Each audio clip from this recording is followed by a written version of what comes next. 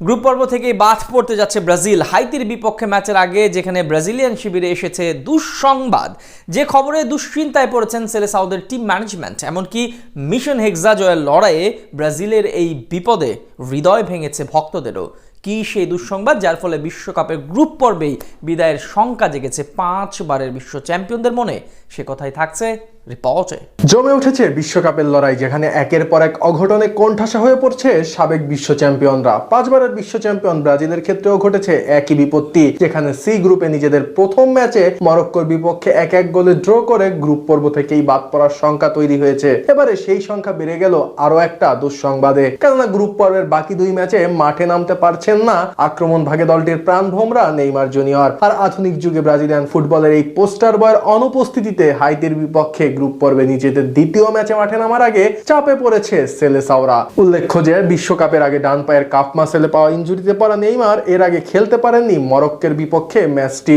আর এরই মাঝে সংবাদ সংস্থা এপি জানিয়েছে সোমবার ব্রাজিল দলের অনুশীলনে ফেরার সম্ভাবনা থাকলেও শেষ পর্যন্ত অনুশীলনে অংশ নেননি নেইমার। তার ডান পায়ের মাংসপেশির চোটের অবস্থা পর্যালোচনার জন্য নতুন করে পরীক্ষা করেছেন ব্রাজিলিয়ান দলের মেডিকেল টিমও। তবে সেই পরীক্ষার ফলাফল তাৎক্ষণিকভাবে প্রকাশ করেনি ব্রাজিলিয়ান ফুটবল কনফেডারেশন। এর আগে দলটির কোচ কার্লো আনচেলত্তি আশা করেছিলেন হাইতি ম্যাচের আগে নেইমার পুনরায় অনুশীলনে ফিরবেন। তবে সর্বশেষ পরিস্থিতিতে সেই সম্ভাবনা নিয়ে সংশয় তৈরি হয়েছে, যেখানে ম্যাচ খেলার জন্য নেইমারের প্রয়োজনীয় শতভাগ ফিটনেস এখনো অর্জিত হয়নি বলে মন্তব্য করেছেন চিকিৎসকেরা।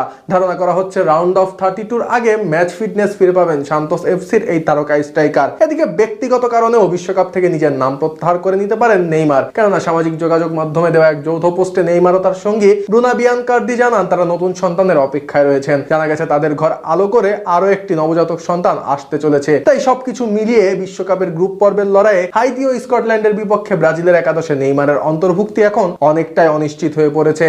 আর নেইমারকে ছাড়া ব্রাজিলের আক্রমণ ভাগ যে কতটা নখদন্তহীন তার প্রমাণ মরক্কোর বিপক্ষে ম্যাচটিতেই মিলেছে, যেখানে বল পায় মরক্কোর অর্ধে দিশেহারা হয়ে পড়েন লুকাস পাকেটা, রাফিনহা ও ইগোর থিয়াগোরা। বিশ্লেষকদের মতে ব্রাজিলের এই দলটি কার্লো আনচেলত্তির অধীনে মাঠের মাঝামাঝি অংশ দিয়ে বল পায় আক্রমণ পরিচালনা করতে সিদ্ধহস্ত, যেখানে সেন্টার ফরওয়ার্ডের পেছনে অ্যাটাকিং মিডফিল্ডার রোলে কার্যকর ভূমিকায় দেখা যেত নেইমার জুনিয়রকে। তবে ইনজুরির কারণে তার অনুপস্থিতিতে পাকেটা সেই গুরু দায়িত্ব যথাযথ পালনে ব্যর্থ।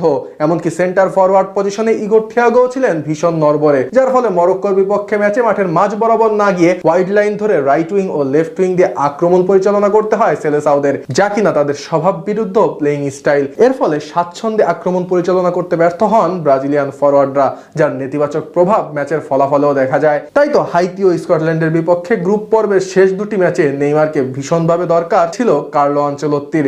এখন দেখার বিষয় এই যে ইনজুরি থেকে পুরোপুরি সুস্থ হয়ে দলকে বাঁচাতে অলৌকিকভাবে মাঠে নামতে পারেন কিনা ব্রাজিলিয়ান ফুটবলের এই প্রিন্স।